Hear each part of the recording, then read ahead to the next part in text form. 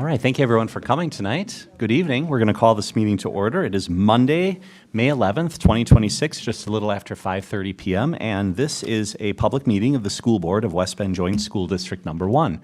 More than 24 hours prior to this meeting, notice of the time, place, date, and subject matter of this meeting was posted at the entrance doors of the Education Service Center and on the district's website. It was also sent to the West Bend Community Memorial Library, the Daily News, WRYU, the Milwaukee Journal-Sentinel, and other media sources that have requested notice of our meetings. And I'm just going to pause to ask Superintendent Wimmer to confirm that this meeting was properly posted. Yes, it was. Great, thank you. Please rise and join us in reciting the Pledge of Allegiance. I pledge allegiance to the flag of the United States of America and to the republic for which it stands, one nation, under God, indivisible, with liberty and justice for all. Thank you. We recognize a quorum of our board. 6 of our members are present tonight. Dr. Temez is absent and excused. We look forward to seeing him at a future meeting. Next, we consider approval of this agenda, which was posted in advance. I'd move to approve our agenda for tonight. Is there a second? Second. Thank you, Kelly. We have a motion and second to approve our agenda. Any final discussion? Hearing none, all in favor, please say aye. Aye. Any opposed? Thank you. That motion carries. We move then to recognition of employee award recipients, and it is our pleasure tonight as a board to recognize this year's employee award recipients. These individuals were nominated along with dozens of other outstanding employees for this recognition, and the winners were selected by previous recipients of the very same awards. Our board is deeply grateful for the contributions of all these individuals, and we would like to share some words of praise that have been collected from colleagues who nominated all of these very distinguished educators. So before we begin, I'm going to start by inviting all of our award recipients forward, and what I'm going to do is ask you to stand not behind, but in front of the podium all together. That way our audience at home can see you. And I am told there are cues on the floor there. We just need you to be in between them. Don't be shy. Come on right up in front. Fantastic. 2 rows, come on in. Joy, who helps us with all of our audio visual, will make sure that all of our folks can be seen. We want to be very, very sure that everyone can be seen. All right. And I'm getting a thumbs up, so you folks are doing great. Fantastic. They are award-winning. Fantastic. So we're going to begin with this year's recipients of the Rolfs Education Foundation Award. And so the board begins by thanking the Rolfs Foundation for its very generous, decades-long support of our teachers. And I think Mr. Pickler is going to start us off tonight.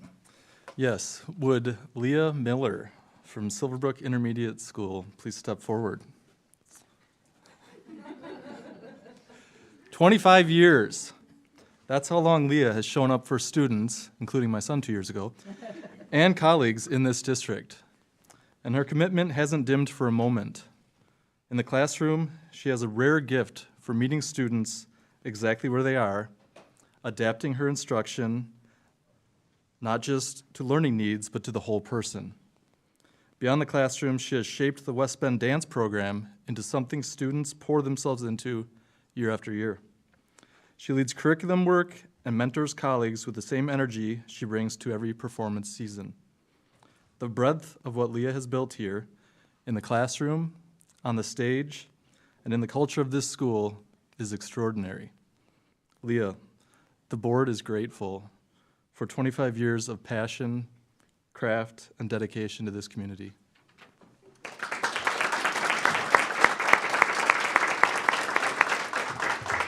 Mr. Jenkins, I believe you have our next award recipient. Yes, Miss Holly Walls, if you could step forward. Side note, because it always seemed to happen, Holly was one of my teachers in high school, although I'll tell you, I was like a D plus C minus student in math. And I'll have you know, Miss Walls, that I now deal with budgets and money for a living, so. All right. Holly joined this school district in 1997. She brought a vision for what math education could look like. Not passive, but active, collaborative, and meaningful. Nearly 3 decades later, that vision is still evident in every lesson that she teaches. Students don't just learn procedures in Holly's classroom, they learn to think.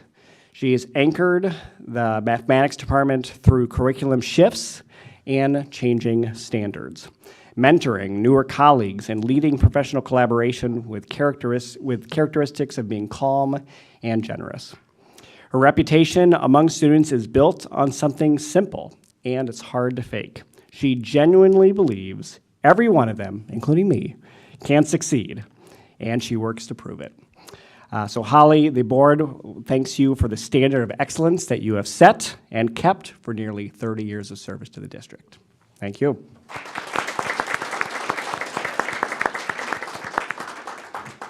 Right, and the board also wishes to recognize this year's recipients of the Support Employee of the Year Award. These recipients are all valued members of our support staff, and like the Rolfs Award winners, these individuals were nominated by their peers and were selected by previous recipients of the award.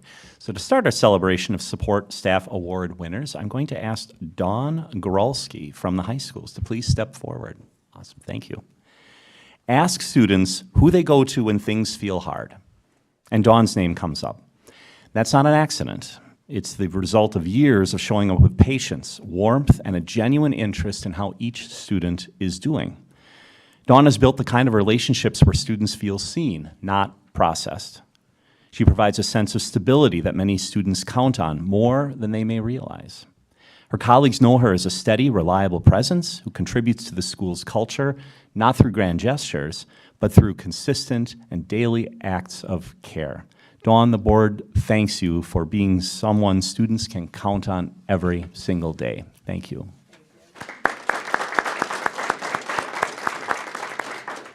Kelly. Yes, would Christine Glish please step forward? Christine is from the high schools. A school office on most days is a controlled form of organized chaos. Christine has not only managed that chaos for years, she's made it look easy. She juggles a wide range of competing demands with professionalism, keeps sensitive matters handled with discretion, and somehow maintains a warm welcome for every student, parent, or staff member who walks through the door. During times of transition, when schools are often at their most unsettled, Christine has been a stabilizing force. Her calm demeanor and can-do attitude reassuring everyone around her that things are in good hands. Christine, the board thanks you for your professionalism, steadiness, and the trust you have earned from the entire community.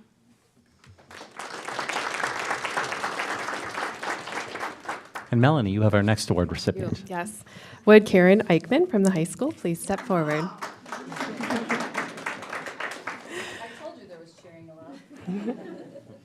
The Academic Support Center and Freshman Focused Study Hall work because Karen makes them work.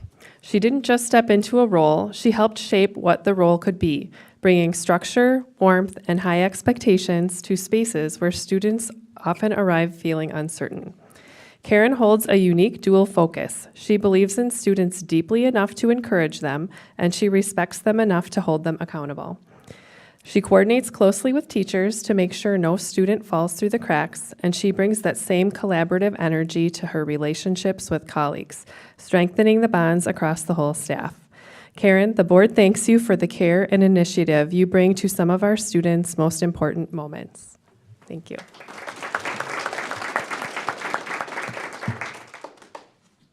And June, I believe you have our next recipient. Yes, thank you. Would Maya Mayer from the high schools please step forward?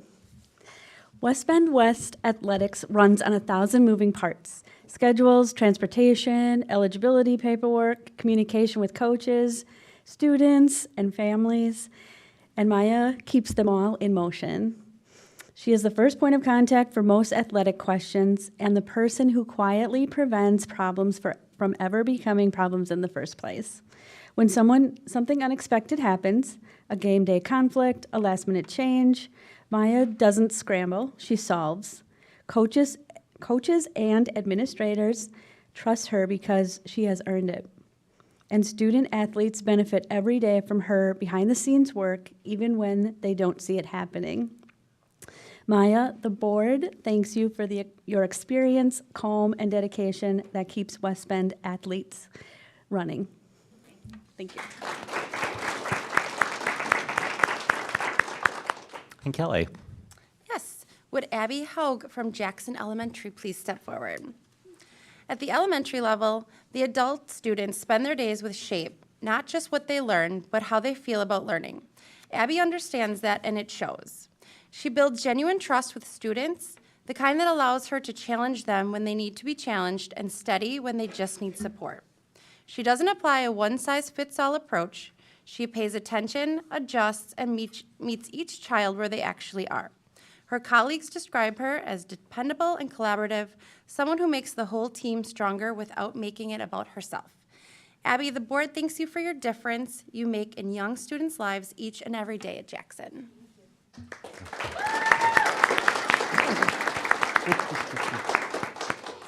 And Mr. Jenkins. Would Nicole Williams please step forward from McLean Elementary?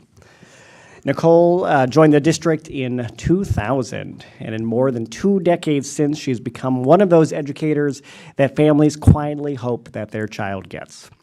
She has a rare attunement to individual students, noticing what they need academically and socially, and adjusting her approach accordingly. She makes students feel genuinely welcomed at McLean, not just enrolled. Colleagues value her for the same qualities. She is patient, flexible, willing to help, and someone who approaches even difficult situations with a steady and positive mindset. Nicole mentors without being asked and supports without keeping score. Nicole, after 25 years, the board thanks you for the immeasurable good you have done for students and families right here in this community. Thank you.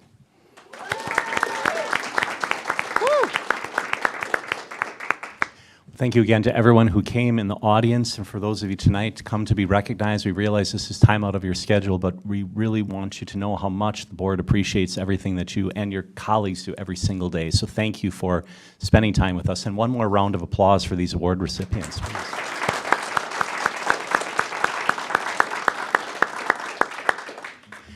Absolutely. Please, you can take your seats as well. I think we have our student representatives here for fantastic. We invite you to stay for our student representative awards, and then there's going to be kind of a natural break point if folks would like to leave, although we invite everyone to stay for our meetings.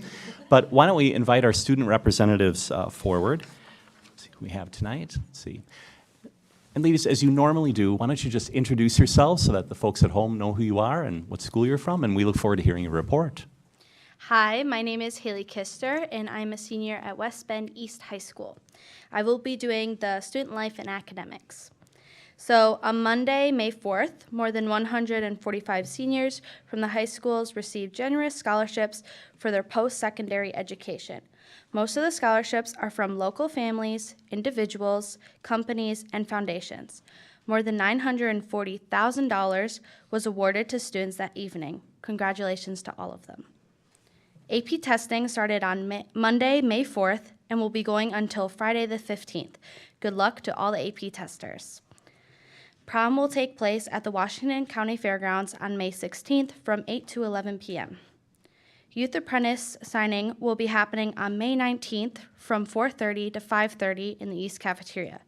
The school will recognize 45 seniors who have successfully completed the Youth Apprenticeship program.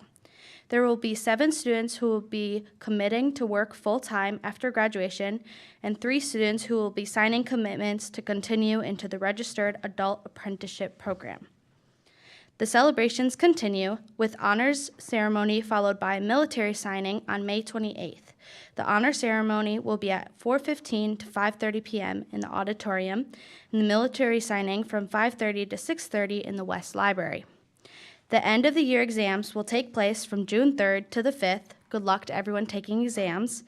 And for graduation celebrations, our seniors will participate in our traditional grad walk event on May 29th. At this event, students go back in time and walk the halls of their former elementary and middle schools. It's going to be really exciting and an end of the year celebration for seniors before graduation. The graduation ceremonies will be held in the Field House on June 7th. This year, East graduation will take place at 1 p.m. and West will follow at 4:30. Hello, my name is Bella Downs, and I'm a junior at East. I'll be talking about clubs and co-curriculars and athletics because Quinn has, a softball game today? Yeah. So the day of prom, May 16th, our high schools will host a prom con from 9 a.m. to 5 p.m. in the South Gym. PromCon is a comic book convention where community can gather and share in their interest all things comic book and related art forms. On May 12th, there'll be a Battle of the Bands at 7 p.m. in the auditorium. That's tomorrow, and I'm emceeing, so you should come. The admission is $5, and the audience will vote to choose the winner. There's 5 bands competing, and the winners will get a gift card to the White House of Music. There'll be a wellness fair in the South Gym on May 20th from 9:30 a.m. to 1:30 p.m., hosted by Peers for Peers and Youth Impact Club. Students and staff can show their support for mental health by dressing in their best Hawaiian attire for the theme Aloha to Awareness. There will be a wide variety of community resources to support wellness and mental health, as well as raffle baskets for both staff and students. Our newest club at the high school, HOSA, will be launching next year and is off to a great start. Health Occupation Students of America is a competitive club similar to FBLA that teaches and empowers future healthcare workers. We will be having a bake sale the last week of May in hopes to get some startup funds for a super fun year next year. Lastly, for athletics, our West Boys track team won the first ever Glacier Trails Conference relay by beating Port Washington by 3 points. Congrats to the West varsity track on placing 3rd in conference relays for the girls.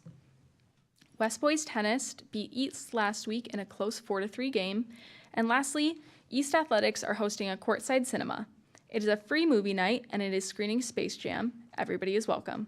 There will be amazing prizes raffle off, and it will be May 22nd in the Fieldhouse at 6:30 p.m. Thank you for listening to the great things happening in our school. Great, thank you. And just as a quick pause, I'm trying to remember, Superintendent Wimmer, is this the last update for the school year? Well, we'd like to invite them back for June 8th. We'll see how their schedules, but that would be your last one where we would celebrate, especially Haley, where she's graduating on us. Great. So we'll have a chance to see you again. Thank you so much for your update. Appreciate it very much. And again, thank you to everyone who's in attendance. We invite you to stay for the rest of our meeting. This is a public meeting, but we also understand you may have other things going on, and so we're not offended if you leave at this time. So we'll just take a little pause, and thank you again to everyone for coming, and we'll continue our business in just a minute. See you. Thanks for coming.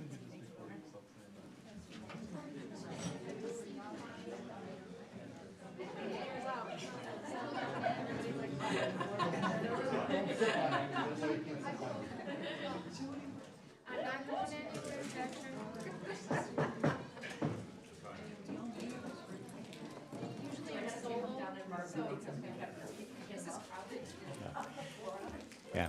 Joy, thank you for keeping everything in order here with our AV stuff. We appreciate it very much. All right, with the conclusion of our student representative reports, next on our agenda is public participation. I have no public participation comment cards. We'll move on to the consent agenda. Tonight's consent agenda consists of minutes of the April 27, 2026 regular board meeting and executive session, minutes of the May 5th special board meeting. Let's see here, just want to make sure I got this correct. As for contracts, we have 20 contracts to approve today. One's for certified staff, 2 transfer contracts, 17 limited term contracts. We have 2 resignations, no retirements. We have a traffic impact analysis contract for the high school campus. We have a Girl Scout camp interagency agreement and an out-of-country trip for French class to consider, as well as early onboarding of mechanical subcontractors for high school construction. And lastly, disbursements posted through May 1, 2026. So a number of items on our consent agenda. Are there any questions on any of the items on our consent agenda? Hearing none, I would move to approve this consent agenda. Is there a second? Thank you, Mr. Pickler. Motion and second to approve the consent agenda. Any final discussion? Hearing none, all in favor, please say aye. Aye. Any opposed? Thank you. That motion carries. We move directly then to our reports. Tonight, our first report is the Curriculum Committee report, and Melanie Aragot, our committee chair, will be giving that report. Melanie. Yes, thank you. All right, the Curriculum Committee met on May 5th of 2026. We reviewed the completed pilot of the credit recovery software Subject.com. This was then compared to our current provider, Edgenuity. After careful review of the platform performance, student reviews and outcomes, educator feedback, and operational efficiency, it was the recommendation that Subject.com represents a meaningfully superior solution for our students and staff. The team will review contract options and pricing and bring the item forward for discussion and action at a future meeting. We also reviewed a proposal to adopt new primary instructional materials for the 6th through 8th grade English language arts. The recommendation follows a multi-month evaluation process conducted by the district staff and teachers. This process included an initial screening of 25 resources using national alignment benchmarks, in-depth reviews, vendor presentations, and site visits to peer districts. A public viewing period held at the ESC and West Bend Public Library to gather community input. Based on the consensus of the review team, the committee was informed of the recommendation to adopt Savas My Perspectives. The resource was selected for its comprehensive writing support, vertical alignment with K through 5 instruction, and embedded tools for diverse learners. This item appears on our agenda this evening for discussion. Thank you. Any questions for Melanie regarding the curriculum committee report? All right, thank you. We move then to the construction report, and Tim Harder, our Director of Facilities and Technology, is coming to the podium to give that report. Good evening to you. Good evening, board members. I'm excited I even brought photos today because we were down on the job site, so I went down a little early. Let me just pull a presentation here. So as we get ready for summer, as you know, we've talked about both some smaller projects at Badger, Silverbrook, and Green Tree, along with our construction work at Jackson Elementary. So as we go forward with our work at Silverbrook, Badger, and Green Tree, we are going to start doing some work at Badger Middle School next week. During the school day, during off hours, it does not interrupt instruction in any way, shape, or form of getting a head start on that locker room space down on the first floor area there. So working with Mr. O'Connor and his team to be able to wall that off and start some work in that area as we prep into summer. We'll also start doing some behind-the-scenes work at Badger and Silverbrook around the mechanical trades. Specifically, one thing we're looking to get a head start on at Badger is doing some work in pulling wires as part of the new fire alarm redo over at Badger Middle School. You can imagine with 3 floors in a building in that area, there's a ton of wire that needs to be pulled. And so every day and every hour that we can start early in that process allows to the opportunity to get our teachers back earlier in fall as we get closer to the school year. So we always take an opportunity to start early on those types of projects as soon as we can. And then the third area is about a week before school starts, we'll start mobilizing some stuff off to the north side of Green Tree Elementary for the new parking lot layout that is there. And so as part of the referendum, the community approved a parking lot and drop-off area with the sole purpose of it's a poor parking lot. It's a lot of gravel and breakdown of stuff, but increasing the idea of safety and security. And you can see in this architectural drawing here that was approved by our city plan commission that we will actually have a separated out drop-off area for both buses and parents on the outer loop there, along with a parking lot in the middle that will add increased parking for our friends from the Ralph's Education Center who are moving across town to Green Tree Elementary. But then also, when the district added the gym to the north side of that facility years ago in the last referendum, there are times we often run out of parking. And so this will help serve both purposes as we move forward. So we will start that process. The earthwork contractor said, if you give me a half a day, I will take it. Anytime when you talk about outside work, they love to get started. So it'll be an opportunity for our kids to see some of the equipment come on site in a safe manner, but also be ready to hit the ground running as soon as our students are out of that building. We also have construction work at Jackson, and so for once, it's more than pushing dirt. We are at the point of not just pushing dirt and having the building pad set.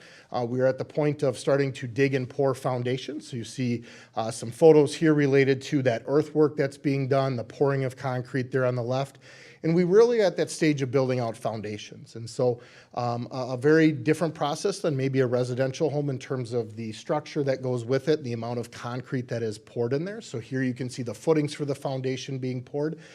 This is a team of people, not just our contractors at Findorf, our subcontractors from Lewis Construction, a partnership with the Village of Jackson as their inspector comes out every time that we pour. But then we also have a great relationship with Miller Scientists. If you remember, the board approved that contract in the past as part of state requirements in commercial building. You have to have a third party who comes in and inspects things like rebar and concrete, who works for the owner at that point in time. And so they are on site daily when we pour concrete also, and do any earthwork at that point. So the next couple of months, that's what this whole process will look like if you drive past the Jackson Elementary site. And I'll answer any questions you may have. Thank you for your report. Any questions, board members? Appreciate your update. Thank you very much. Thank you. Next on our agenda is a financial report, and Lenny Hansen, our Assistant Superintendent, will give us a report. Good evening. Good evening. A brief report today. I'm just reviewing the monthly fiscal performance through March. I've already had the opportunity to review this with Treasurer Pickler. Overall, expenditures are continuing to be on track where we would anticipate. We are expecting certain things to catch up towards the end of the year, certain things that always kind of catch up towards the end of the year, such as transfers and certain payments to vendors, and then a few other things that we think will see a little bit of an uptick over the last few months, especially in the purchase service area. It's important to note that March was when retro pay on the pay raises for this year hit everyone's check. So that resulted in a little bit larger increase than would be typical in a month in the salary and benefit area. However, a year ago, it was the same month when retro pay took effect. So when comparing this year to last year, you don't see a real large variance in the percentage of the budget expensed at this point this year. So we're about where we would expect to be, running comfortably in terms of some of our big expenses, going to be right around at budget, maybe very slightly under in terms of sub-costs, but we're watching that. Health insurance, dental insurance continue to operate within their budgeted amounts. Here you can see our expense trend, easier to see on a larger screen. But we're really right on trend with where we usually are at this point in the year. And then when we get down to revenues, we aren't going to see a ton of revenue now from March, April, May. The next big chunk of revenue you see really towards the end of the year, which you can see on the chart. You kind of have a flattening phenomenon typically across all the years until you get a big boost at the end. So we receive most of the property tax revenue during January and February, and then our last big boost of it right at the end of the year. So revenues are performing where we would expect. That is somewhat echoed by our cash flow, which is continuing to be at its second highest level of the last 5 years, which is something we always watch to determine if any kind of short-term borrowing is needed, which we haven't needed in several years, and right now we're not going to need it for the current year either, based on our performance there.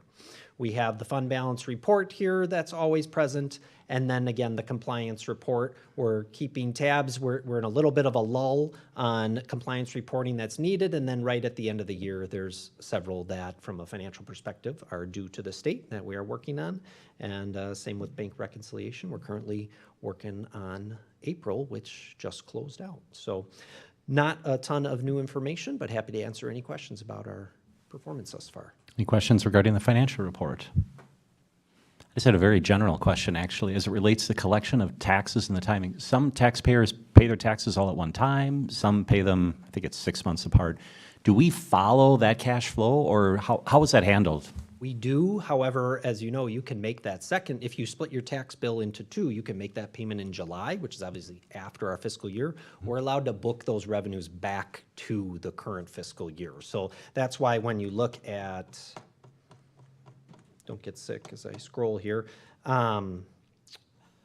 Well, you see this chart here on revenues. You see this big jump. We don't actually receive all of that revenue in the month of June. Some of that is in July, tripping a little bit into August. But since it's revenue tied to this tax year, the auditor lets you move that back to the current year. But the vast majority does come in January, because so many people make that payment in December so they can count it as a deduction that prior year, and then and then you do have to make, even if you split it, you have to make the first half of that payment in January. So we do get the vast majority in that winter time. Great, thank you. Other questions? All right, seeing none, thank you for your report. Appreciate that. Next is our superintendent's report. We'll turn it over to Superintendent Wimmer. Sure. Tonight at the table, you see a lot of red, white, and black, and that is because the board participated in the groundbreaking at Jackson Elementary that Mr. Harder foreshadowed. So just a thank you to everyone who attended our groundbreaking today. You can see we've been moving earth there a little bit, but we wanted nice weather because we had that ceremony during the day today. It's not often that an entire school community can take a walking field trip to go participate in the groundbreaking of their new school. In fact, representatives from EUA talked about having been at events prior, and they had just never seen this level of student engagement. We had 5 different student speakers. They all threw in for a little lottery to be able to speak today, to be participating in shovels, and then all of them received little construction hats with the Jackson Jaguar on it and got to take group photos. So it was a really exciting today. It was a little windy. I can't wait for some of those photos to come out with our hair blowing everywhere, but just a thank you to our communities and for those who voted for the referendum. Without that community support, we wouldn't have been able to break ground. So we're really looking forward to the next, which would be the ribbon cutting in advance of the 27-28 school year. Those will be our first students entering the new Jackson. So thank you for your attendance. The art show, if you missed opening night last week, don't worry. There's still time to go see hundreds of pieces by students in grades K through 12. That's open at the Hub, and it runs through Sunday, May 24th. I've been there. It's impressive. You can, grab a latte and just stroll. It's both upstairs and downstairs, so I would encourage you to go check out that artwork. So you heard tonight and we're able to recognize Rolf's and Support Staff Award winners. So we're thankful we got to go in and surprise those award winners alongside their family and board members. We're able to join. Joe Pickler was pretty much next to us all the time handing out awards. And it's an amazing, spectacular day. Claire Rolfs came and talked about not only at that award, but then later that night at Scholarship Awards around the support that our students receives from their family, their community, but talked about the testament to 12 or 13 years, if they start with us as little kids, having amazing teachers wrap around them and give our students the opportunity. So it was just a really heartfelt day to be able to do that. But with that, it coincides with Staff Appreciation Week. So there's Teacher Appreciation Week nestled inside, but we expand that to all staff because we have such a rich support staff that support our students. So last week, just thank you to our human resources, our principals, our PTOs.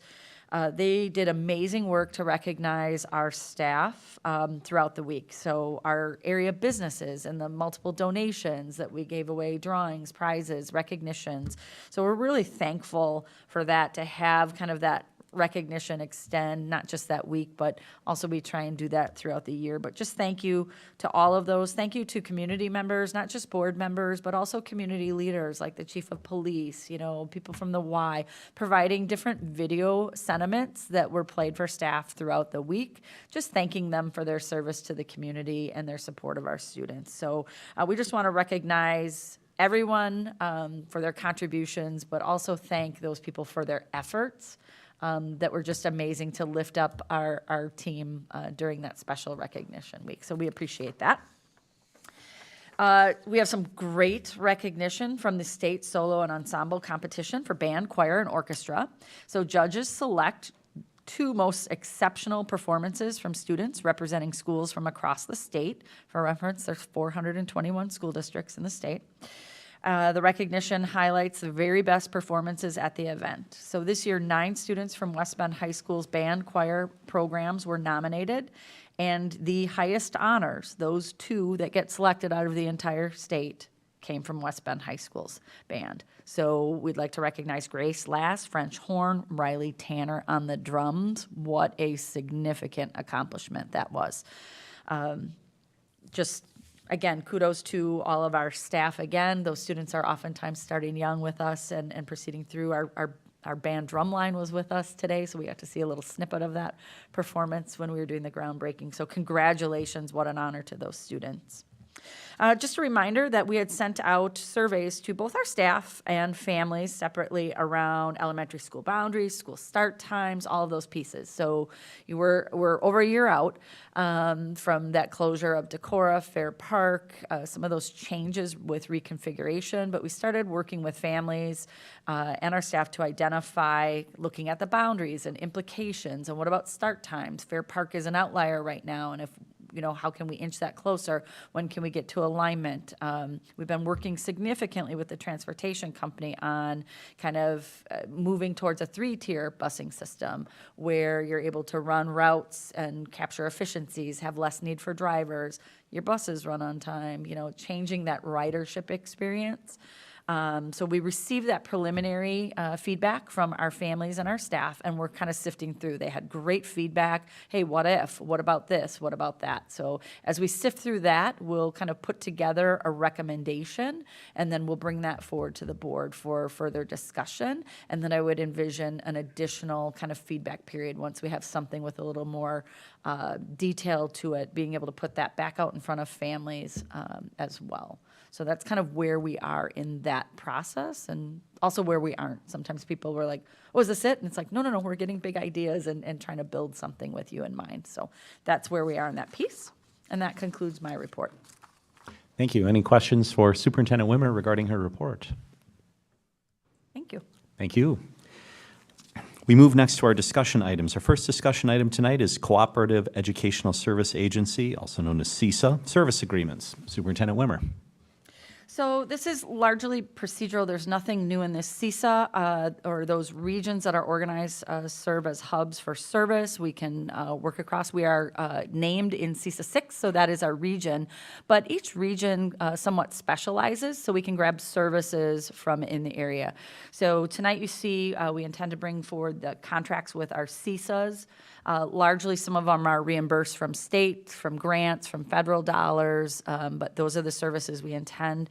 One thing unique about CESA 6 is then they award us back an allocation to be used towards new services. We haven't finalized that selection, but we have a little over $3,000 to allocate, so that's not named in this.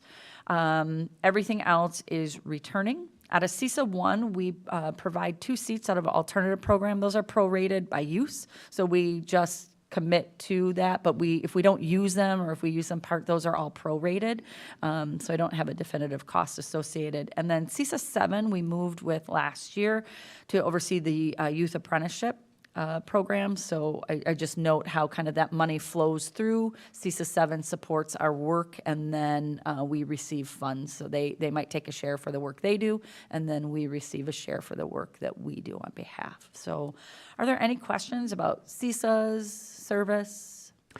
If we compared this list of services to last year's services, are these largely the same? Are there any new ones, or are this pretty much the same as last year? This is, we rolled over these items. The nuance is there's a change in the rate of the credits that were given, and that we haven't declared those at this time. And that would have to be something new, so when we get that declaration, we can bring that as just a consent item, but we haven't defined that yet. There's a large continuum of services in a whole bunch of areas, so we kind of look at what we have available to us and how to allocate those. But that would be the only one new item.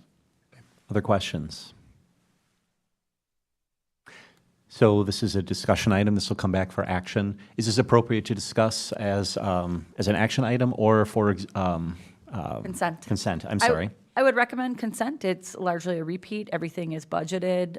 Some of them are, again, grant funded in that allocation. So we would place that there. Again, the board has the ability to pull something out if needed. If we know at that time how we're going to use that allocation of dollars, we would communicate that, just so you know. But I don't anticipate that, and nor are we under kind of a timeline right now to direct those funds.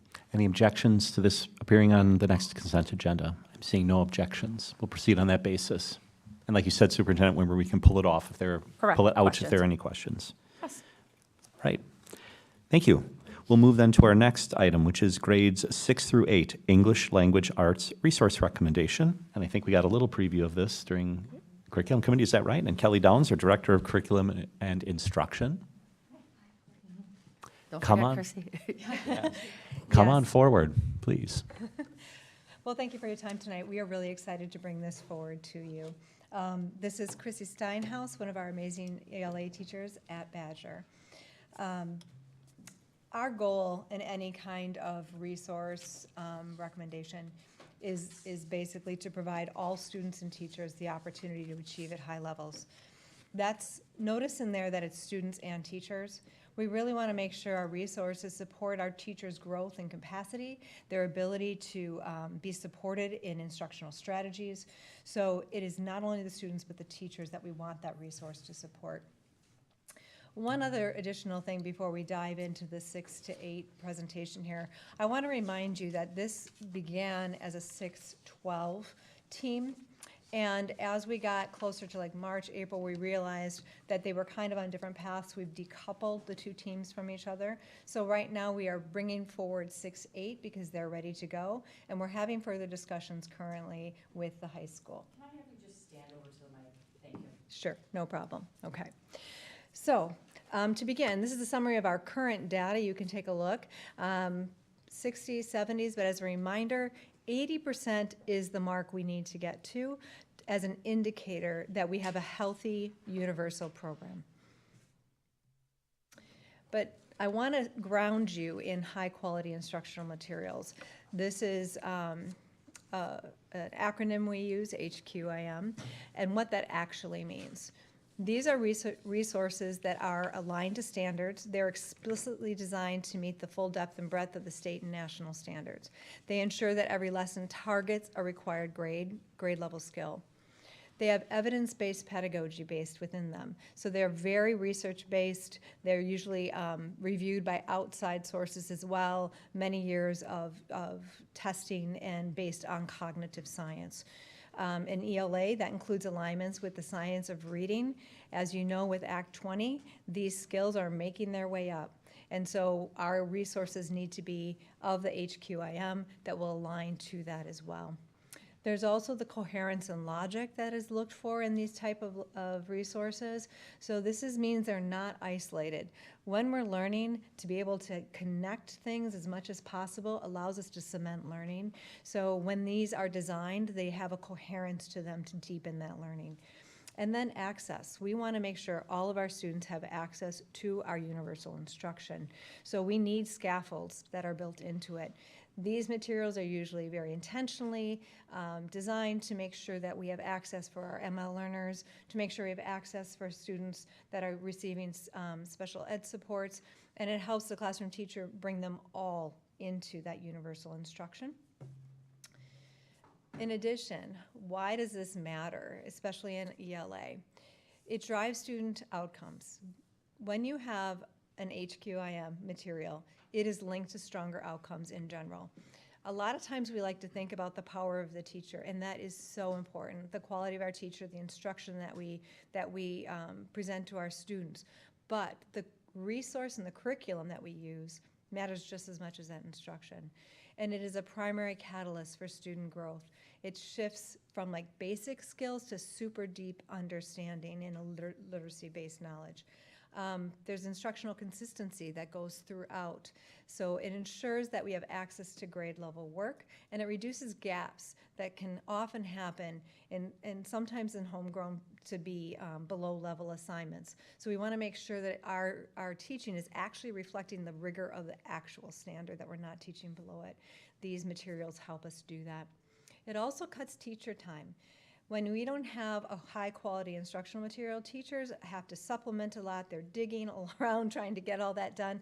That distracts them from the actual instruction and the focus on the students. It frees them to focus on the engagement, on differentiation. And it's been found that having just a high-quality instructional resource actually is the equivalent of like a brand-new teacher getting 3 years of experience. So it can really speed up that process of our professionalism. We also have strong instruction that's built in, so we have built-in complex text in literacy, and they have aligned tasks that go along with it. It supports consistent, standards-based instruction, and that vertical alignment can be really tricky, right, when it's not designed as a full resource. So when we have high-quality instructional materials, that alignment is intentional, so we don't have gaps in instruction with our standards. The research behind this also shows that high-quality instructional materials, once they're used for about 5 years, they can score about 24 percentile points higher than those who don't use them. The curriculum quality is a primary driver of student growth. It often outperforming even a class size reduction. I mean, we often talk about class sizes, but this is a more impactful to instruction. And it also, improving curriculum is 40 times more cost effective than other common interventions. So it is really imperative that we have these high quality instructional materials. What we're presenting to you tonight falls into this category. So before we give you the recommendation, we wanted to show you how we got there. In September and October, our curriculum team got together and created our rubric, 8-page, extensive. It really allows us to identify what our district and our ELA team was really looking for. In November, we took 25 curriculum and we narrowed it down to 11. And then from those 11, we asked for an RFI, and there we got to our 6 that are up on the screen. There are 3 that are specifically just for middle school, and then there was 3 for middle school through high school. The actual process of narrowing down 25 to what ended up being 2 started with Ed Reports. Ed Reports allowed us to quickly narrow down to a smaller amount, to the 11. Ed Reports is an independent research-based evaluation of curriculum quality, and what it allowed us to see is to get curriculum that was aligned, it was rigorous, and it was worthy of classroom time. From those 11, we received back the 6 that you saw, and then we spent all of December taking our rubric through each of the 6 with our curriculum team, and we narrowed it down to 2. Throughout this entire process, though, staff engagement was really important. So we shared with the larger ELA team, 6 through 12, all of the work that we were doing in November and December. And through looking through the rubric, through the 6 curriculum, we have the recommendation of the HMH into literature and Savas My Perspectives. Leaps and Bounds, they scored higher for our district needs. After we selected those 2 as a curriculum team, January through March was making sure that we kept all of 612 engaged and informed and also a part of the process. So for January, February, and March, we had not only the digital curriculum, but the actual hard copies in all 3 of the buildings, Silverbrook, Badger, and the high school, for anyone to view at any time. Then in February, we had vendors come and give presentations to the larger 612 team. They presented the features. We were able to ask questions. Then we also had representatives that also went to the 2 school districts in the area that are currently working with the 2 curriculums. We picked Grafton, Port Washington, and Fond du Lac because we wanted districts that were not in their first year. So these are districts that are in 2nd and 3rd year, while a lot of other districts in the state of Wisconsin have actually chosen these 2 programs as well. During those site reviews, site visits, they observed classrooms in action. They were able to converse with the teachers and admin teams there, and then they also talked about how to present that information and shared out with the larger 612 team. Then in March, we engaged all, again, 612 through a text selection review with looking at how viable the texts themselves were, the text selections that they have, the curriculum's alignment to our standards, as well as the skills taught and the assessments. And then we opened it up to the consultation survey.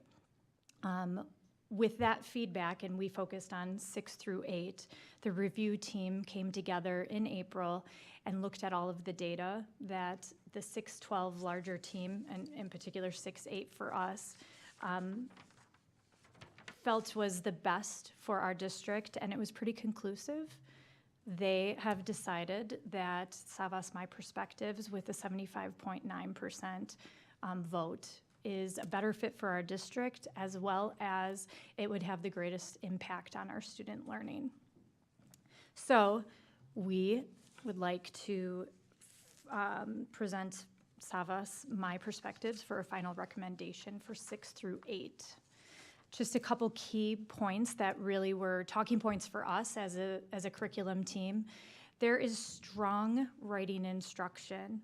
The skills are developed over the course of a unit, so the students are practicing it as they go rather than just at the end, which is kind of the current practice right now for 6 through 8. It's rigorous science-aligned reading literacy program, so it emphasizes real reading strategies for complex texts. It builds morphology, syntax, and background knowledge, which are very important strands to the science of reading, and has explicit systemic approach to skilled reading, which allows our kids to have a seamless transition from coming from the elementary school over into the middle school. There's assessment that drives instruction, so selection tests supports previewing, reviewing, and small groups throughout a unit. The summative assessments aligned with the instruction throughout the unit, and there's opportunities built in throughout to progress monitor for reteaching and mastery before we get to the summatives. There's excellent teacher supports and coaching, and this is a big thing on the second column, the support for all learners. There's strong scaffolds and resources for both our special ed education and multilingual students. We're very excited about it, so are the teachers that were on our curriculum team as well. And there's differentiation embedded within the core instruction. Finally, it is developed using backwards design, which is a key part of what I think is a good quality instruction, something that our district has done for the years. Grounded in research and integrated literacy, intentionally reconnecting reading, writing, speaking, and listening. It's built around complex, high-quality texts, and it's regularly updated, which is, I really think, is a key feature as well. Through teacher feedback, implementation data, evolving state standards and expectations, and improvement to the digital tools. So we're very excited about it. So I want to talk a little bit about the text selections and how we went about this, because we wanted to honor our policies and the work that we did through book clubs and some of the thresholds that we have. So as Chrissy had mentioned, we had the entire team take portions and we read every single piece of it, and they were able to mark if there was no concerns or if they needed further review. From there, our C&I team met and we looked at the ones that they had marked as further review, and we went through those as well. And we either approved them for use, approved with conditions, or not approved. And we did the same thing with the unit-aligned novels. We identified the novels that were already approved, that we had a lot of large quantities of already, or currently used as a whole class novel. And then we did a deeper review and determined which novels still needed further review or couldn't meet that NA requirement. Because when we shifted from some of these novels were approved for book club, but when we use it as a whole class, that's a different animal. So we wanted to make sure that these were NA across the board. And after going through that entire process, we have multiple novels that are available that have the NA within this resource that teachers will have a chance to choose from as they put together which novels they want to go with the units. And the unit text selections we were able to really identify a few that had concerns. We have those marked out, but then there's plenty to use for our regular classrooms. We did go to public viewing and feedback. They were displayed from all the materials, March 18th to April 1st. We do have the teacher's editions here tonight if you want to take a quick look at those too. We had one person record that they viewed the materials, and we didn't have any feedback from the surveys. So year one implementation, and this is starred because we are in the process of gathering feedback from teachers about which elements of these they want, what the specifics will be, when do they want to start their training. But these are the basic buckets that they tend to fall into. We have the initial training, usually a couple of days in August, and that's where we'd be program activating, talking about the supplemental program that they have, and we'd want to have time to plan Unit 1 so teachers can go in feeling, I'm prepared. Then we'd have some time for administrators and coaches. Then we have professional development throughout the year. And again, the details of this are what we're gathering feedback around. But we'd have the implementation essentials in October. Program-specific workshops are offered. And we're talking about possibly 4 release days for teachers. We have our PD days, which they would have the entirety of those days to be digging into the units and planning. But with the way they're spaced out, we may have to put some days in there so that they can be prepared with a unit before it begins. And then coaching. It's coaching such a key element to maintaining your implementation. We could adopt a high-quality instructional material, but if we are not supporting it properly, it won't get implemented properly, and we will not get the results that come with these types of programs. So that coaching piece is really important. We're looking at receiving 2 coaching sessions that are provided by Savas. We also have our literacy specialists that are going to be helping in this area as well. And then we have learning walks as well that we'd be doing with administrators, just to make sure we're calibrating and look for so we can help support the teachers as they implement. These are preliminary costs that we have right now. Obviously, the business office will negotiate all final contract pricing. You'll notice that if we do 1 year, we get 1 novel per student per year. If we do a 6-year contract, we get a complimentary novel for each student every year. So by the end of 6 years, we would have a total of 6 different novels that are complimentary to the program. So for the approval process timeline, you can see we are actually over at the Board of Education. We didn't update that. We are with you right now. And then we'd be coming back on the 26th for action. And then we'd hope to purchase in July, and at that time, we would also be working on removal. We've worked that into our process now to be able to remove old materials when we get new materials as well. And then just an enormous thank you to these team members. This is the entirety of the team that we have on here. These are the teachers that have sacrificed their time, and they put many, many hours in to be able to make this decision. So we want to thank them for all the time that they have given us. And again, our goal is to ensure that those primary resources provide all students and teachers, and we feel strongly that this resource could provide us with that opportunity. Do you have any questions for us? All right, thank you for your presentation. Board members, any questions? Mr. Pickler. It seems like you went through a very thorough process, and I hear the excitement, which I was going to ask, but you said the teachers are excited, so that's great. So I guess first off, getting to the goal with, on the second slide, getting to 80% proficiency, did we get any sense of that from the other districts we visited? Like my question is, how quickly do we think we could meet that goal? Yeah. I mean, I imagine it's going to be incremental gains each year is what we'd anticipate, but any? Yeah. So it varies, but I will say that in general, when you implement a new curriculum, what's expected is an implementation dip. Because it's new materials for kids, your rigor usually jumps, and the kids haven't had the preparation to do that, right? That doesn't mean it has to. A super successful implementation year would be we remain status quo, and then hopefully we can see some small gains. I have been part of implementations in the past where we made big jumps in the first year. It really just depends. We are coming in with our 5th grade, the kids that they will be getting for 6th grade will have had 2 years of the science of reading under their belt. That helps us a little bit. They've had a little bit of time. That's not the same as having it from kindergarten up, though, right? And then our teachers have to have the time to adjust and learn. So it's really hard to say. I think 5 years is kind of a nice thing to be looking for, but I'm hoping for sooner. Okay, that seems reasonable. Follow up on the cost. Can you just help me understand that? It's either a 3 or 6 year contract, and then you're getting new materials each year?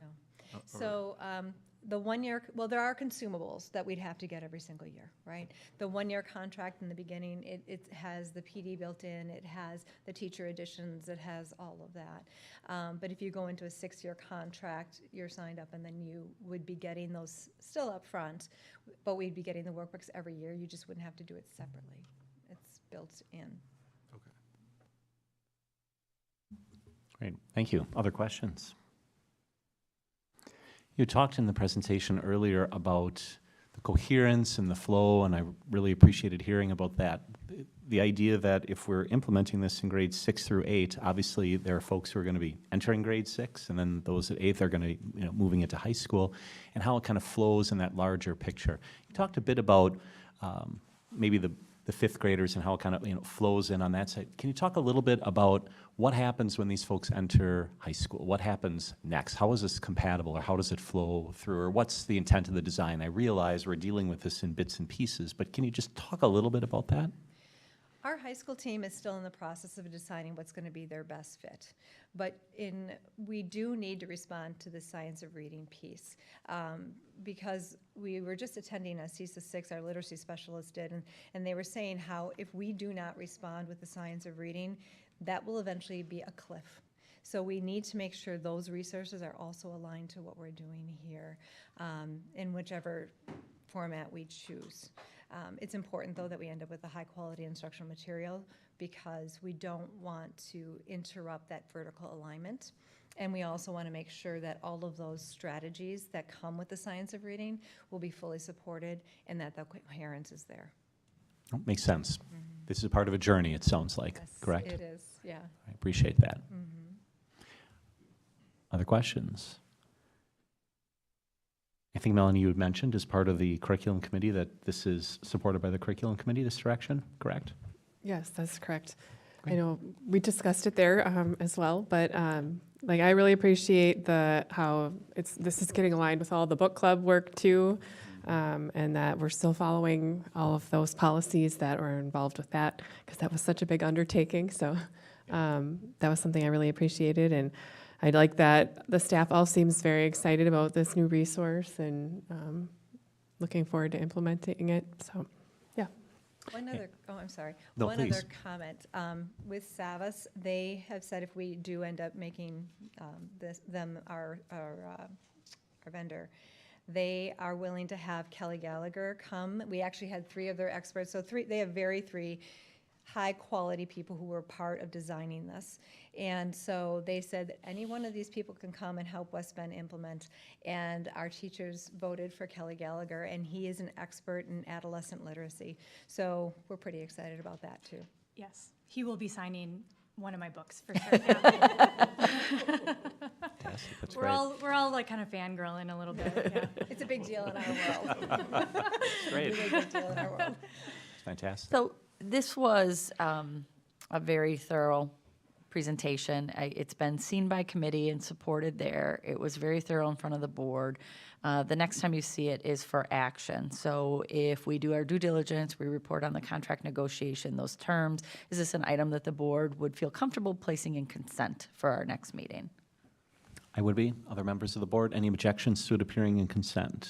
And again, we can always pull it out of Correct. consent. I Great. see no I will objections. proceed that way. Thank you.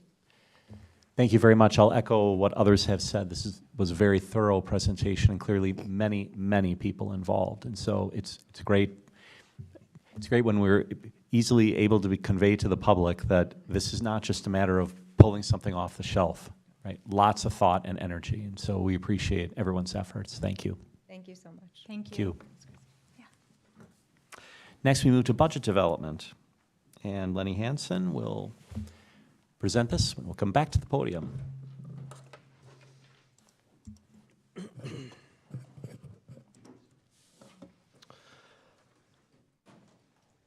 All right, well, good evening. Tonight I want to update you on our multi-year budget development process. Our goal is to avoid taking a year-to-year reactive approach and instead keep a long-term mindset that is focused on creating long-term financial stability. So before I begin, I want to emphasize a point that you'll hear more about later in this discussion, which is that the district is operating from a foundation of incredible strength, specifically in teacher retention and total employee compensation. And our focus now is on making proactive adjustments to preserve that strength for years to come. I also want to highlight that today's presentation has a slightly different focus than originally planned because of some developments at the state level from earlier today.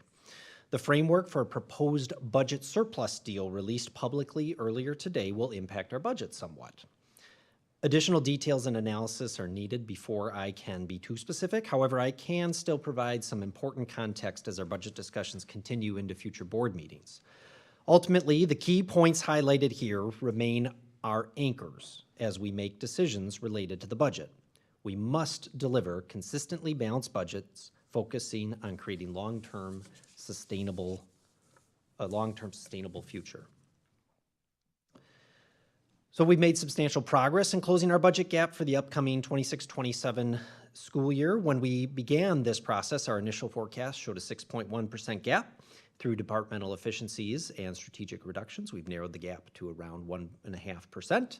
while our final target remains 0%, which would achieve a balanced budget while ensuring that all student pathways and programming are preserved. While we are getting close for next year, the multi-year outlook still shows why we must stay proactive. Without further action, we are looking at necessary and growing expense reductions in each of the subsequent years in order to remain balanced. Addressing these trends now prevents much more difficult cuts in the future. All right, so now for my pivot. Midday today, the governor and legislature reached a tentative agreement on a budget deal. That is positive news for us. While we expect this will help our bottom line, it is currently too early to give precise numbers. We'll need to crunch the figures and see exactly how they impact our multi-year forecast. I will bring those updated calculations to the board at our next meeting. It is important to note that we can already tell that while this deal is helpful, it won't solve our long-term challenges.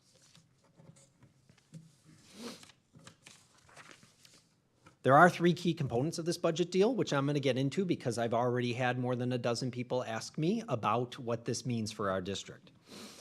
Two of the key components do impact school districts. First, there's $300 million allocated to an increase in property tax aid to offset school tax levies. So as you recall, the budget passed by state government last July, for the first time in recent memory, did not increase equalization aid to schools, which resulted in a much greater share of school costs falling onto property taxpayers rather than the state. The additional aid included in this budget deal is intended to partially reverse that effect on the tax bills that would go out this December. Keep in mind that this proposal has not yet been voted on. We are not counting on anything until the governor actually signs the bill. The deal also includes an additional $300 million in special education reimbursement funding. State government is touting this and that it will allow the state to reach a reimbursement rate of 42% this year and 50% next year. However, until the details are out, it's important to take this with many grains of salt. You may recall that last July, the state was touting its 42% reimbursement rate for the current year. And 4 months later, DPI revealed to us the sobering reality, which was that the state had actually only allocated enough money to cover maybe a little more than 35% of a reimbursement rate. Until we see the final dollar figures, we cannot be sure of what reimbursement rate we will receive. My best guess at this point, which is always dangerous to make, is that they're projecting 50% right now, and that it'll ultimately land more in the mid-40s when the payments actually start coming next fall, which would mean they would probably land right around the 45% that was the original target. Again, good news, but not life-changing for the long-term budget of the district. Finally, for everybody watching, the budget deal does include a $300 per tax filer tax rebate for all 2024 Wisconsin taxpayers. And while this doesn't impact school funding, I am sure it is welcome news to all of our households that are watching online right now.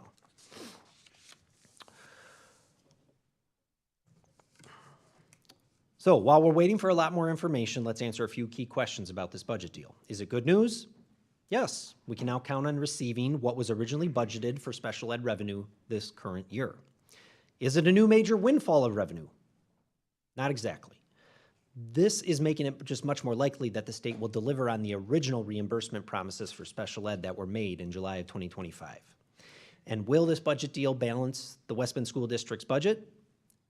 No, not by itself. It certainly helps, but the reimbursement news does not by itself yield the revenue that would be needed to mean the budget would now be balanced. We'll need to utilize some additional strategies to make sure we reach our goal.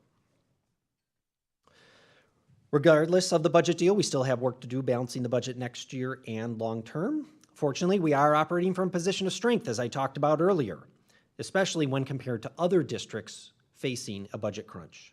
While many other districts find themselves with high staff turnover rates, incredibly difficult budget holes that they can't figure out how to dig out of, and they struggle to be competitive in the educator salary market, the West Bend School District is actually a leader in these areas. So we're going to explore that a little bit more. I'm going to share some new information and review some data that you have seen before to highlight how we are going to be operating from a position of strength as we identify further proactive ways to make budget adjustments that ensure a sound financial future.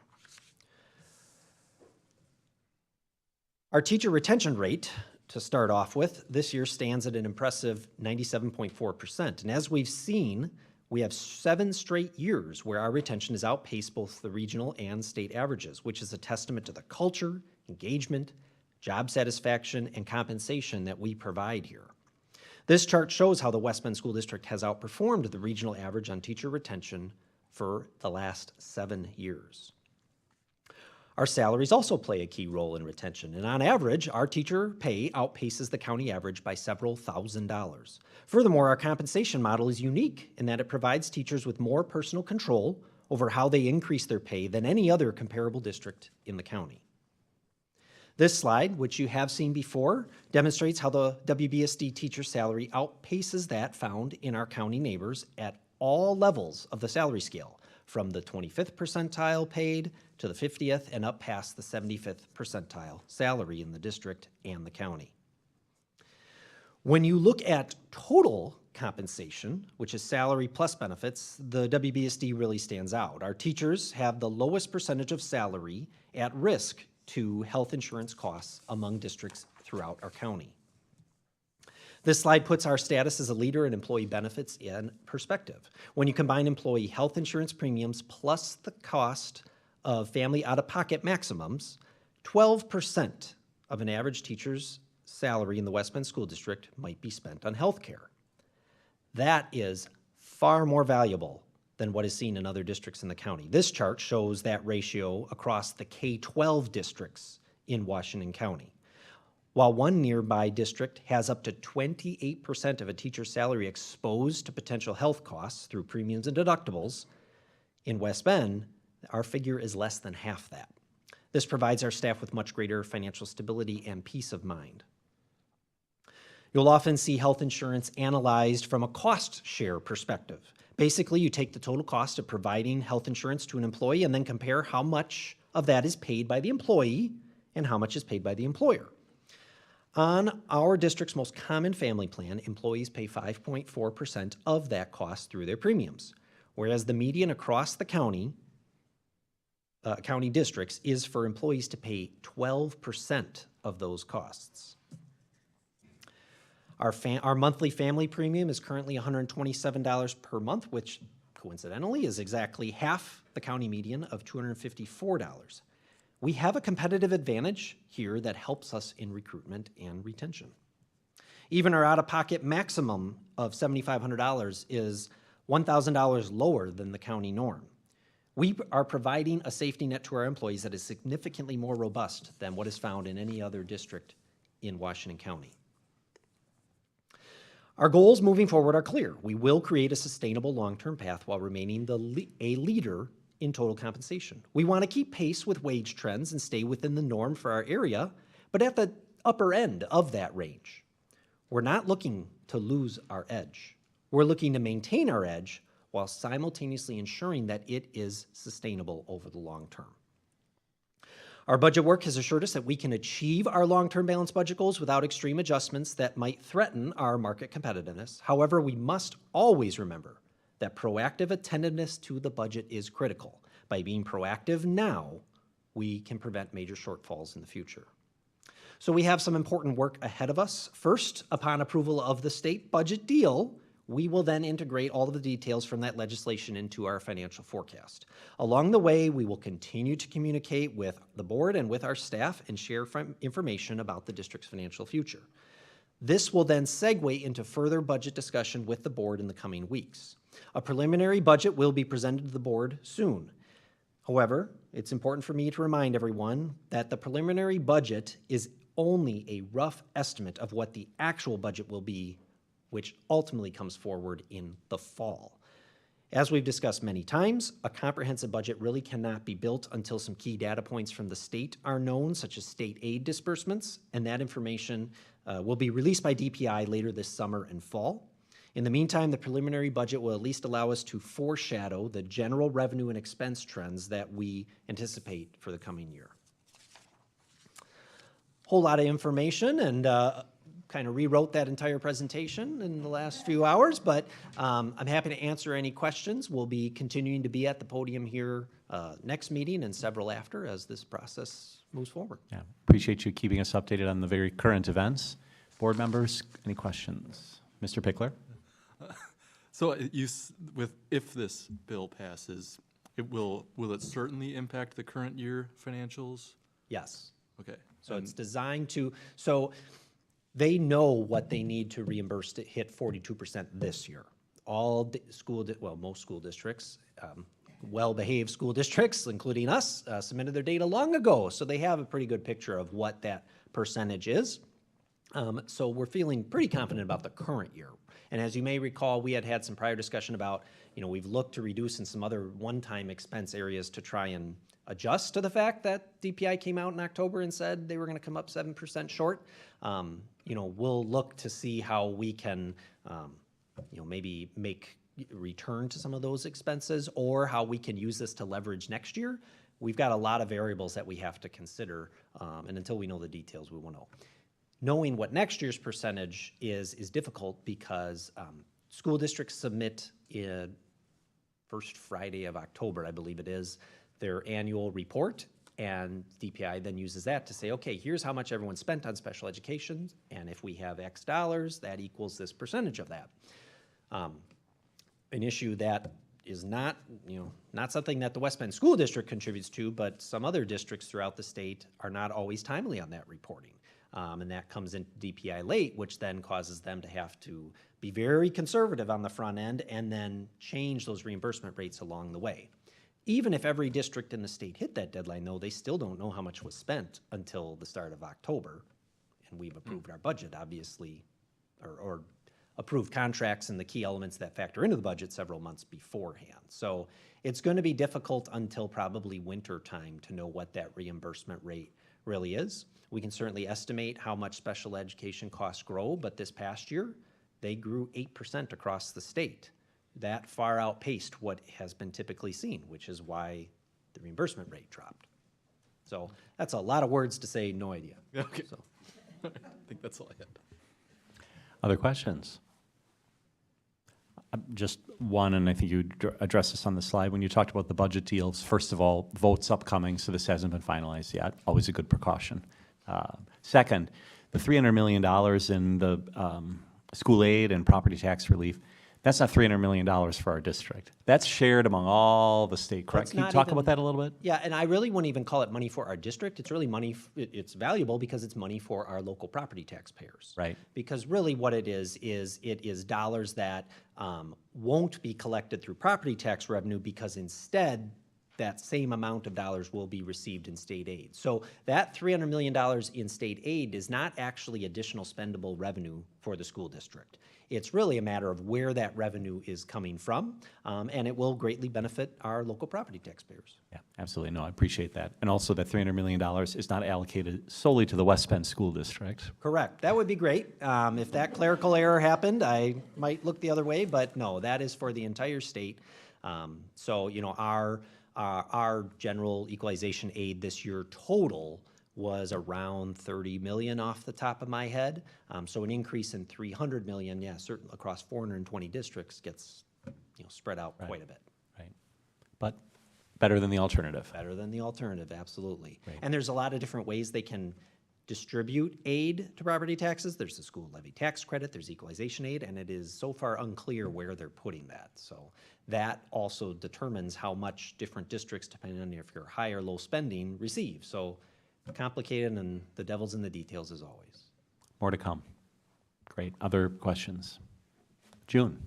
So one of the things that came to mind when you were talking about, especially the special ed reimbursement piece, I know if we fall short in that area, we need to transfer funds from Fund 10, so which could impact this summer's salary negotiation type stuff. So how does that affect the timeline of the next Yeah, I don't think conversations around that, I would not say that the reimbursement rate impacts salary negotiations. We've sent, as I said, we've set targets to meet the rising cost of labor in the budget, and those targets are built into the budget forecast that we've created. Now, how we address costs elsewhere, right, to deliver on some of those key goals, you know, that factors in. But I would not say reimbursement rates is going to have any kind of direct impact on like salary negotiations. So I guess I'd start there. So, you know, there are financial partners that we work with, such as Baird or PMA. They do some forecasting along the way where they look at a lot of the data that's submitted on a macro scale to DPI and try to come up with closer and closer estimates of what those reimbursement rates will be ahead of when DPI actually releases their, you know, their thoughts in October. So, you know, we'll get a clearer and clearer idea as each month goes by. What a lot of people don't realize is that actually school district financial data is pulled by the state's database on a nightly basis. So the state is kind of always seeing what's going on. The issue is sometimes districts make some corrections or adjustments to their coding along the way, and then that changes it. But it's not like DPI goes into this blind and then gets their reports in October and all of a sudden all this information's here. They get some preliminary information along the way. So as we go, we hope that it gets closer and closer. You know, one of the obstacles to that has been that, not the West Bend School District, we've been very good on our meeting our deadlines for years and years, but there are districts in the state that aren't good about that, and that does create some difficulty for DPI's estimates. Other questions? We appreciate the update and look forward to future updates as well. Thank you. We move now tonight to action items, and I believe these were all foreshadowed last time. You're going to give that to Superintendent me. Wimmer. I'm going to give this over to Superintendent Wimmer. Board All right. officers' terms and election. So that first piece talks about terms. We have an annual reorganization, so our newly elected board members, which were actually repeat, Kelly, Chad, I wanted to say June, but it's June. So last time was their first official meeting. Your reorganization occurs annually. That's your term in this office. You are elected by your peers. How you are elected is up to the board, so I'm going to walk you through that opportunity. At our last conversation, we heard that Chris would accept the nomination of president, Kelly would accept a nomination of vice president, Joe would accept a nomination of treasurer, Melanie would accept that for clerk, and Peggy would certainly continue to serve as your secretary on that. In the interim between this meeting and that, I have received no other information or interest from board members. Mr. President, have you? Last time we talked, we had not. Was there anyone that would like to express interest in any other of the positions? Because it kind of dictates our process for tonight. So is there anyone who's interested in any of the other positions? I was not contacted by anyone else Okay. with alternatives, but Anyone that can doesn't. express that at any time? Anyone interested? Okay, hearing that, then I can proceed. This is the one where you can do voice votes, roll call, secret ballots, all of those.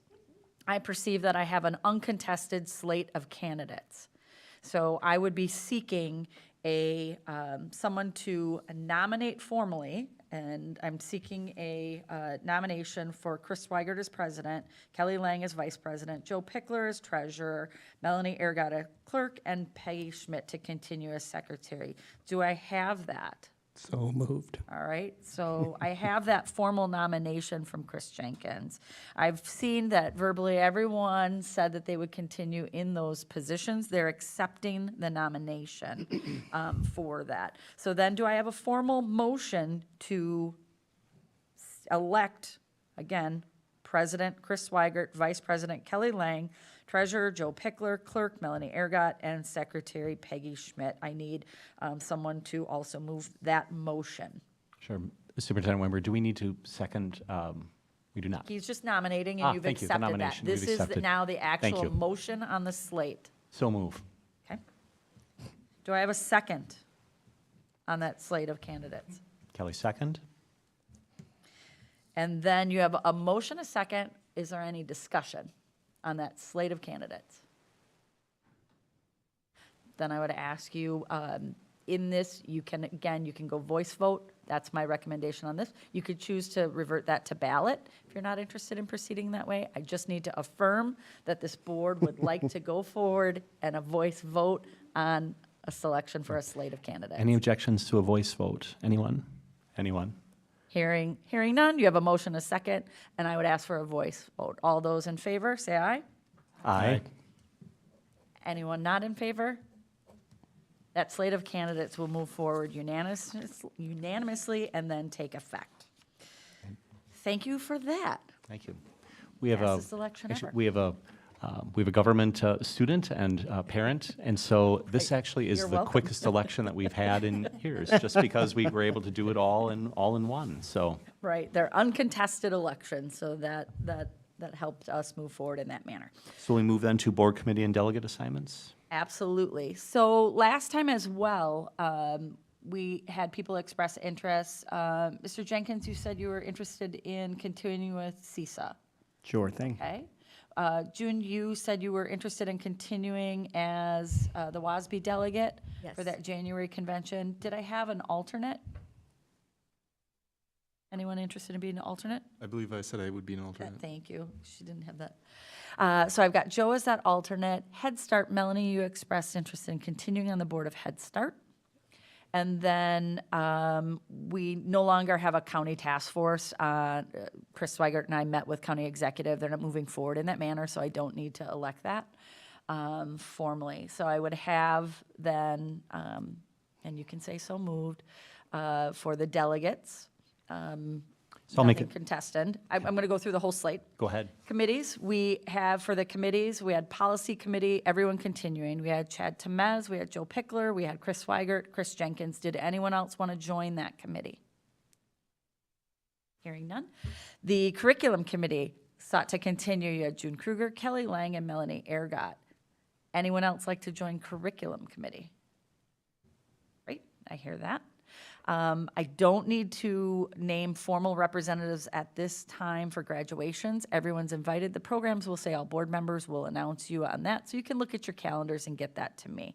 But I would like to formalize right now the delegates, as noted again, and the committee members for both policy and curriculum. Does anyone need me to name those delegates or committee members again? Do I have a motion to elect that slate for those designations? So move. Okay. Second. All those in favor of that? Aye. Anyone opposed? Great. So that slate, again, just let me know your calendars if you're interested in participating in either of those graduation ceremonies. That next item as part of board reorganization is to affirm the calendar. We talked about several key events that we would continue with the second and fourth Monday with some accommodations taking place, recognizing September 28th as the annual meeting date, and that we would adjust both December and March to accommodate some breaks that are falling in there. Knowing December and July, if there's not any pressing urgent matters on agendas, we would actually remove having a second meeting in those key months. So there was also some limited discussion on looking at the start time. So is there continued discussion on examining a start time of your meetings from 5:30 to 6 p.m.? I think we can just stick with 5:30 unless anyone else was very interested in moving. No, I appreciate the suggestion. I think 5:30, objections to 5:30, 5:30. Okay. 5:30. 5:30 start time and the calendar as presented. Do I have a motion to that effect? So move. Okay. And then on that, do a second for your calendar. Second, Joe Pickler. All right. All those in favor? Aye. Anyone opposed? Nope. Motion passes. And that's the extent of all your reorganization. Mr. President, since you were reelected, you can take back over. All right. Thank you. Appreciate it. And thanks, everyone, for agreeing to serve in all these various capacities. I greatly appreciate it. We move now to future agenda items and our board meeting calendar. So the following meetings are on our calendar. All these meetings are scheduled to take place here at the Education Service Center. May 19, Policy Committee meeting at 4 p.m. May 26, which is a Tuesday, would be our next regular board meeting. That would be at 5:30 p.m., again on Tuesday. June 2nd would be curriculum committee meeting, 4:30 PM, and June 8th, a regular board meeting at 5:30 PM. Those are the items on the calendar. Any additions or corrections? Hearing none, we move to items for follow-up and communication. Any items for follow-up and communication? All right, seeing none. We have an item that is appropriately discussed in executive session. So I will move to adjourn into executive session pursuant to Wisconsin Statute 19.851C to consider employment, promotion, compensation, or performance evaluation data of any public employee over which the governmental body has jurisdiction or exercises responsibility, and take any such action if necessary based on its discussion, namely employment. I've made that motion. Is there a second? Thank you, Kelly. We have a motion and a second to adjourn into executive session. Any final discussion? This requires a roll call vote, so I will call the roll. Mr. Swigert, I vote yes. Ms. Lang? Yes. Dr. Temez is absent. Ms. Kruger? Yes. Mr. Jenkins? Yes. Ms. Ergot? And Mr. Pickler? Thank you. We are unanimous. We are adjourned into executive session. Thank you to all those who joined us tonight. We look forward to seeing you at a future meeting.